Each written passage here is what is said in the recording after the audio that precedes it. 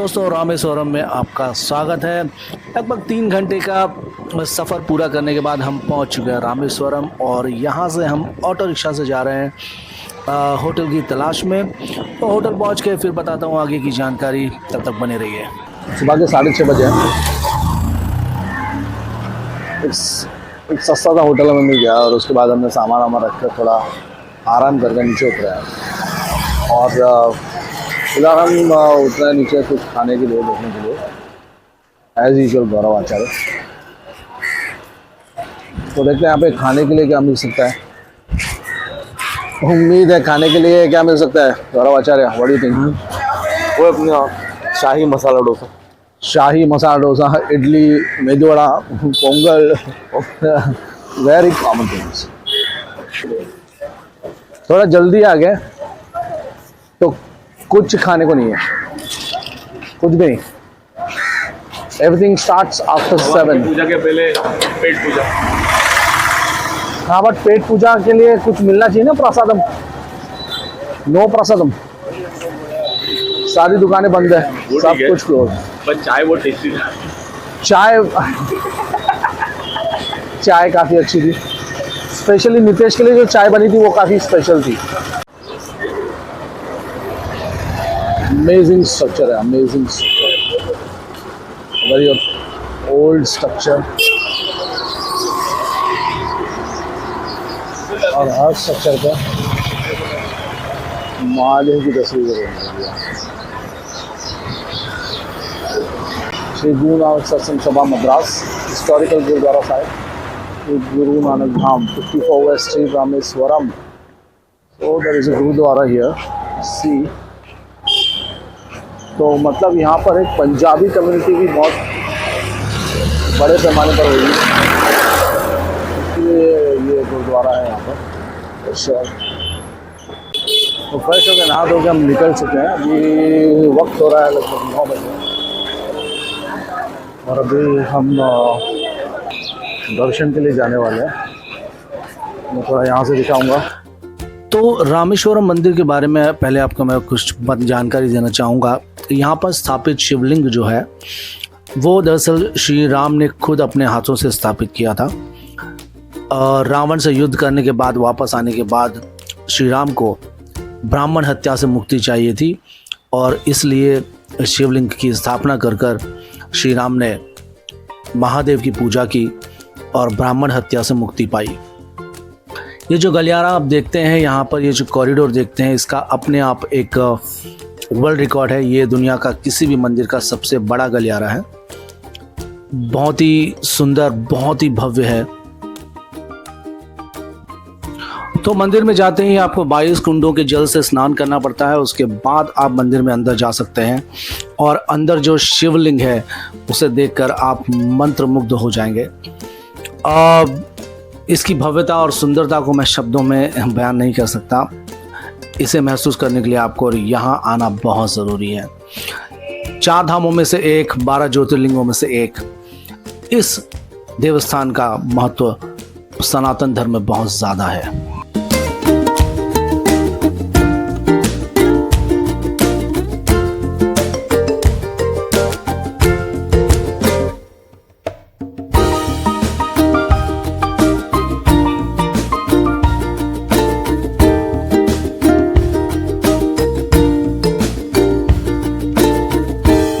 दोपहर के 3 बजे और अभी हम होटल से निकल चुके हैं। हमने एक कैब बुक की है। आपको 1500 रुपये में कैब मिल जाएगी और आपको रामेश्वरम के जो भी टूरिस्ट अट्रैक्शंस हैं वो आपको इजीली वो आपको घुमा देते हैं।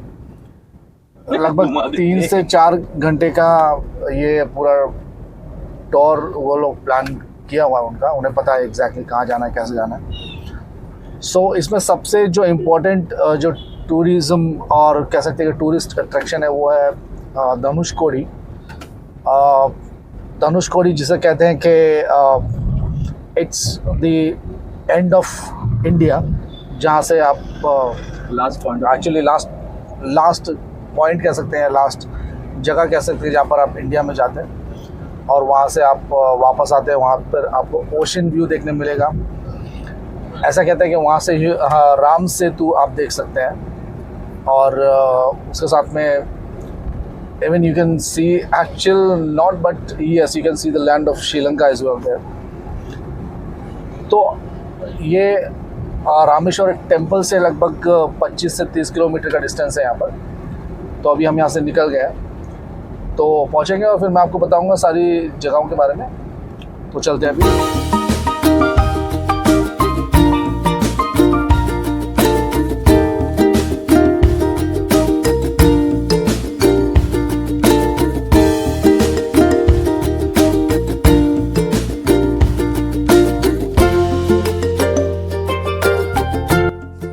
तो फाइनली दोस्तों हम पहुंच चुके हैं धनुषकोडी और दोनों तरफ नज़ारा देखिए। आपके सीधे हाथ पर मिलेगा आपको समंदर जिसमें लहरें हैं और आपके उल्टे हाथ पर एकदम शांत समंदर देखने मिलेगा। बहुत ही अद्भुत नज़ारा है। और यहाँ से हम थोड़ा वॉक कर आगे जाएंगे। पैम्बन ब्रिज हमें जाना था लेकिन हमने पता किया कि वहाँ पर अभी कुछ मरम्मत का काम चालू है, इसलिए उस पर ट्रेन नहीं चल रही है। मैंने मिस कर दिया ये, लेकिन कोई बात नहीं। और हम यहाँ से अभी आपको बीच में थोड़े स्टॉल्स मिलेंगे, कुछ खाने पीने की चीज़ें मिलेंगी और मकसद हमारा यहाँ पहुँचने का था। फाइनली हम यहाँ पहुँच चुके हैं। यहाँ से आप यू टर्न मारते हैं हिंदुस्तान से और अगर आप समंदर की तरफ देखेंगे तो आप ध्यान से देख सकते हैं कि आपको लैंड मिलती है बीच में, जो कि पॉसिबली राम सेतु हो सकता है या फिर थोड़ा और लंबा देखेंगे तो आपको श्रीलंका भी दिख सकता है यहाँ से। राम सेतु से हम वापस आ चुके हैं अभी गाड़ी में। लगभग 1 घंटा हमने वहाँ पे स्पेंड किया, बहुत मज़ा आया। बहुत ही अच्छी फीलिंग थी। और अभी फ़िलहाल जस्ट तो थोड़ा सा आगे आने के बाद टूवर्ड्स सिटी आप वापस आते हैं तो यहाँ पर एक ये ओल्ड चर्च है, मतलब ब्रोकन चर्च, बट अब यहाँ पर कुछ नहीं है। ये चर्च जो है वो धनुषकोडी जो गांव है उसका ही हिस्सा था। 1964 में जो एक कह सकते सुनामी आई थी यहाँ पर और उसकी वजह से सब कुछ यहाँ पर ख़त्म हो गया। हज़ारों लोगों की जान गई और यहाँ पर जो धनुषकोडी गांव था वो पूरी तरह ख़त्म हो गया। उसी दौरान एक ट्रेन हादसा भी हुआ था जिसमें सभी लोग मारे गए। और ऐसा कहा जाता है, मैंने सुना है कुछ लोगों से कि ये जो गांव है ये हॉन्टेड माना जाता है उसके बाद से, और इस गांव को दोबारा किसी ने बसाने की कोशिश नहीं की। ऐसा मानते हैं कि लोग अभी भी अंधेरा होने के बाद में यहाँ पर कुछ पैरानॉर्मल एक्टिविटीज़ भी होती हैं जिसकी वजह से इसे वापस बसाया नहीं गया दोबारा।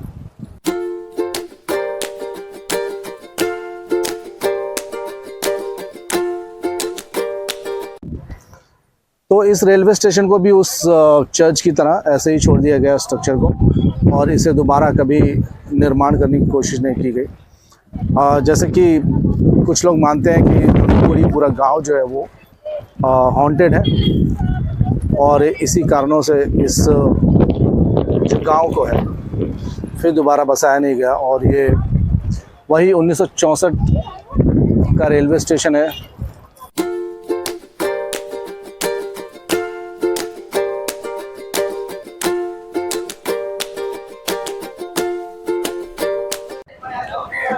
सो फिलहाल यहाँ पर हम ये I'm not sure मैं इसे ठीक से प्रोनाउंस कर पाऊँगा नहीं, बट गोथांडा रामर टेम्पल मतलब रामर, यहाँ पर राम को रामर भी कहा जाता है। सो पर आपको अंदर ले जाऊँगा यहाँ मंदिर में, काफ़ी यूनिक है।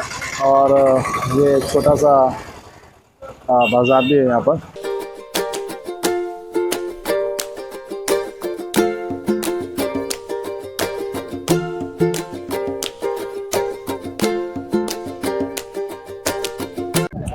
ऑब्वियसली अगर तमिलनाडु में तो नारियल पानी तो बहुत दिखेगा।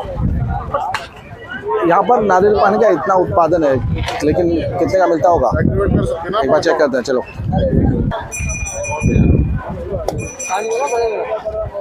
मलाई मलाई मलाई वाला नारियल पानी 50 रुपये का है, मतलब जो टूरिस्ट प्लेस है उसका फ़ायदा उठाते हैं। चेन्नई में मैंने सोचा था 15 रुपये का होना चाहिए। It's okay. वो नारियल और ये नारियल पानी है।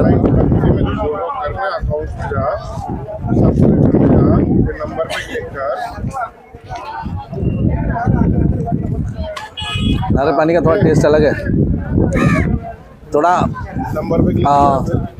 सावर टेस्ट है नारियल पानी, स्वीट, जबकि ये मलाई वाला नारियल है तो मलाई वाला नॉर्मली काफ़ी मीठा होता है, बट ये इतना मीठा नहीं है। इसमें थोड़ा सा ऐसे लग रहा है जैसे ये थोड़ा फर्मेंट हो गया, बट ठीक है। 50 रुपये में इतना बड़ा नारियल।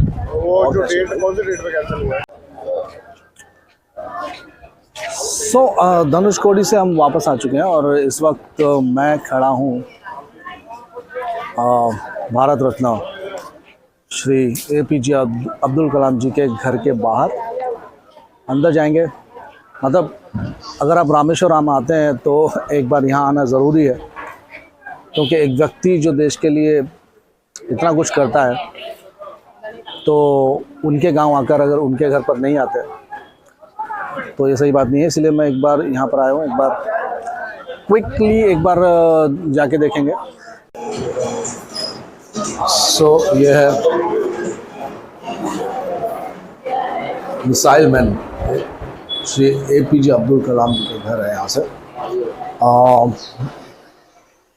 यहाँ पर लोग आते हैं तो श्योर उन्हें देखना चाहिए।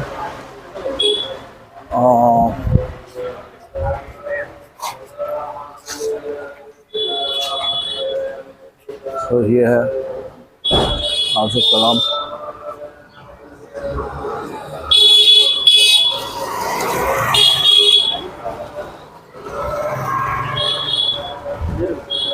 यहीं रहकर एक आम आदमी ने देश को इतना ताकतवर बनाया।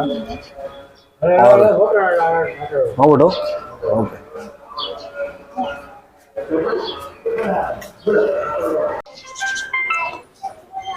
एक ही दिन में बहुत सारी भावनाएं हैं, बहुत सारे विचार हैं मन में। और जैसे कि धनुषकोडी जाकर मैं थोड़ा भावुक हो गया था। यहाँ पर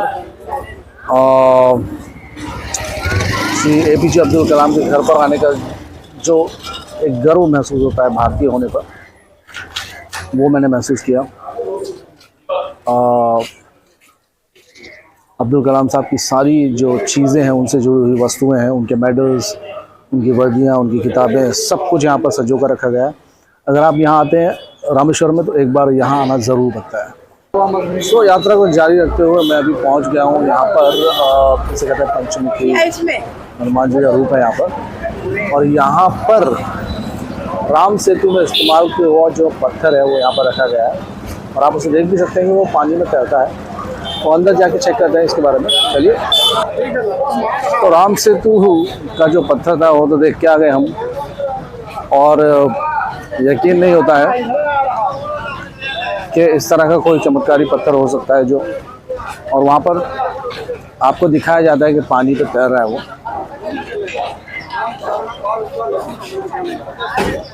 तो चमत्कारी पत्थर देखने के बाद अब हम आए हैं यहाँ पर, कहते हैं लक्ष्मण तीर्थ, यानी कि लक्ष्मण जी का मंदिर है। ये पीछे आप मेरे देख सकते हैं, ये लक्ष्मण मंदिर है। यहाँ पर भी कैमरा अलाउ नहीं है। पूरे साउथ इंडिया में आप कहीं भी जाएंगे किसी भी मंदिर में कैमरा अलाउ नहीं है। इसके पीछे की वजह पता नहीं है, लेकिन सीरियसली मैं इस बात से बहुत नाराज़ हूँ। मुझे लगता है कि कैमरा अलाउ होने चाहिए, क्योंकि मैं चाहता हूँ कि जो हमारे सनातन में जो मंदिर हैं, जो देवस्थान है, उनके वीडियोस, पिक्चर्स बनने चाहिए और सोशल मीडिया पर जाने चाहिए, ताकि ज़्यादा से ज़्यादा लोगों को इन देवस्थानों के बारे में पता चले और ज़्यादा से ज़्यादा लोग जो है वो इन देवस्थानों पर आए। बट आपकी इस बारे में क्या राय है? क्या मंदिरों में कैमरा या फिर फ़ोटो खींचना या फिर वीडियोग्राफी अलाउ करनी चाहिए या नहीं करनी चाहिए, कमेंट में ज़रूर बताइए। तो दोस्तों अभी हम पहुँचे हैं कोयम्बटूर बस स्टैंड पर खड़े हैं। सुबह 5 बजे हमें बस ने यहाँ पे छोड़ा। हम रामेश्वरम से कोयम्बटूर पहुँच गए लगभग 10 घंटे की बस ट्रैवल के बाद। और अब यहाँ से हम दूसरी बस लेने वाले हैं ऊटी के लिए, क्योंकि लगभग 2-2.5 घंटे का रास्ता है यहाँ से। तो यहाँ से ऊटी जाएंगे, ऊटी के थोड़े नज़ारे लेंगे और फिर आगे का जो सफ़र है वो पूरा करेंगे। बने रहिए मेरे